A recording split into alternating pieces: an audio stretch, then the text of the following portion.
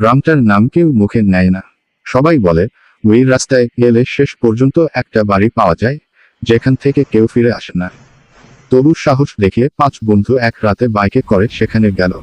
রাস্তাটা যত সামনে এগোয় চারপাশ তত নিঃশব্দ হয়ে যায়।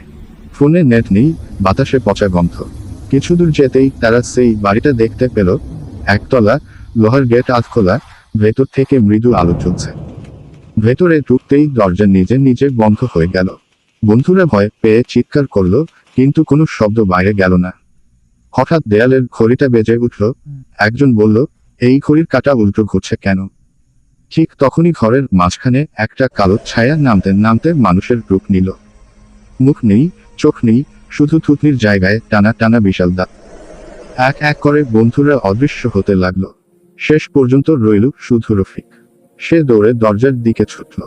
দরজা খুলে গেল, সে বেরিয়ে এলো। পরদিন সকালে গ্রামের লোকজন রাস্তায় রফিককে দাঁড়িয়ে থাকতে দেখে। সে নড়ছে না, কথা বলছে না। মানুষ মনে করে সে বেঁচে ফিরেছে, কিন্তু কেউ জানে না রফিক আর বাড়ি ফেরেনি, বাড়িটাই রফিকের ভেতর ফিরে এসেছে।